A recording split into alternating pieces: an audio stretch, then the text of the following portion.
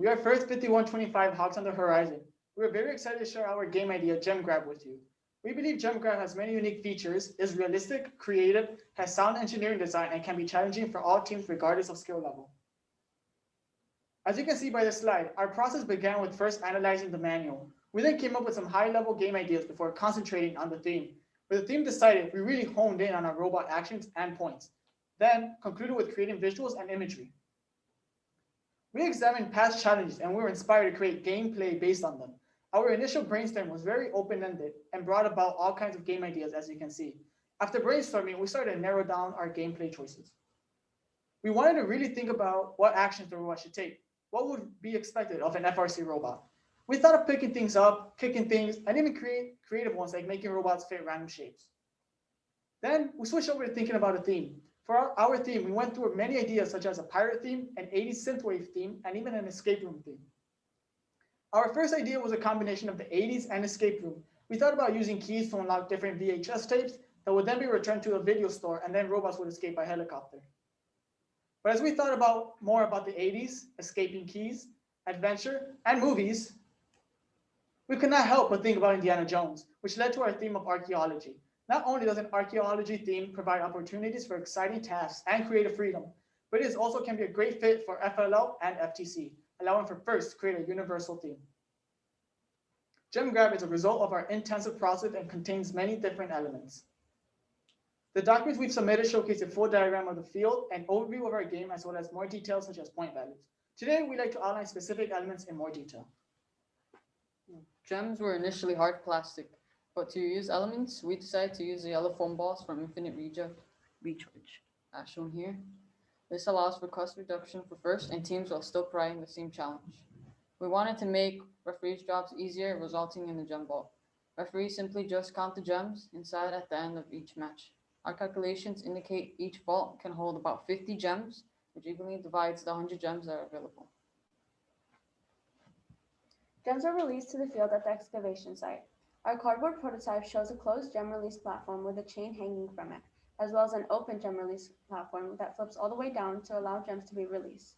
To make this element more unique, we wanted to add randomization. Rather than gems being available, they are introduced periodically every 30 seconds, dropping a random amount of gems that will scatter in random directions after hitting the pyramid.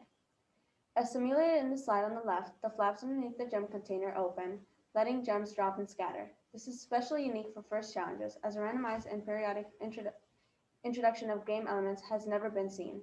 We think this creates unlimited strategies and can change the results of the match. We wanted to expand interaction with the excavation site, but it did not make sense to have a randomized gem drop during autonomous. The result is the gem release platform, which is simulated on the slide on the right side of this slide. If robots fail to pull on the chain during autonomous, the platform will automatically open during teleop. Fossils are the other game element. They are 1-foot plastic milk crates like the ones used previously in Power Up. There are 30 fossils total per alliance. 18 are shell fossils and 12 are skull fossils. We chose 38 fossils because we estimated each robot should be able to deposit a fossil in 10 seconds. So, in 90 seconds, robots should be able to deposit, on average, 9 fossils each. Scoring all 30 fossils is challenging, but attainable if the alliance works together efficiently.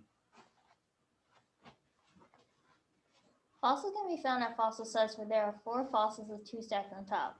We made sure the stack was not too high to allow robots easier access. The rest of the fossils, not stacks of 2, are located in the fossil resting site, which is against the perimeter, out of the way but in the middle of the field.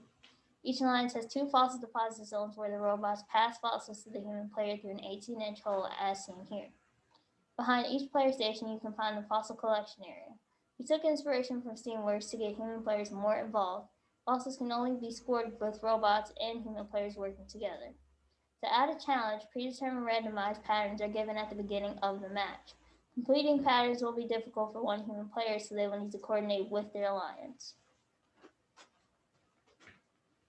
Our inspiration behind the idea of robots escaping comes from Indiana Jones, who makes daring escapes. This image shows a representation of what the door structure would look like. A chain will be connected to the top of the door, looped over 2 pulleys and hanging off the ground to the side. As demonstrated here, robots must go to the side and pull the chain downwards in order to lift the door up, allowing your teammates to get to the escape passageway. To challenge alliances, if all 3 robots enter the escape passageway. A ranking point is awarded. Achieving the RP requires ingenuity and coordination. Robots could hold the door open for one another, or robots inside the escape passageway could pull the chain down. We're excited to see what teams could come up with. We believe Gem Grab is a one-of-a-kind challenge that is feasible to create, yet also does not lack in the creative and fun department. Game elements of Gem Grab are reused from past year challenges, allowing for more teams to have access, as well as for cost and waste reductions. We only have two major elements to set up, the excavation site and the escape elements, allowing for easier and faster setup. Referees can focus on rules rather than scoring. The vault and collection area need only to be counted at the end, while autonomous scoring of the gem release and fossil deposit can be automated. As everyone knows, a good mascot is a must. Gemmy Garrison serves that purpose, but more importantly, Gem Grab provides a unique chain element for robots to manipulate. It has tasks from easy to hard, allowing for all skill levels, and we believe Gem Grab is a very realistic game. We want players to demonstrate gracious professionalism by saying GG. GG stands for good game. We'd be happy to take any questions if you have.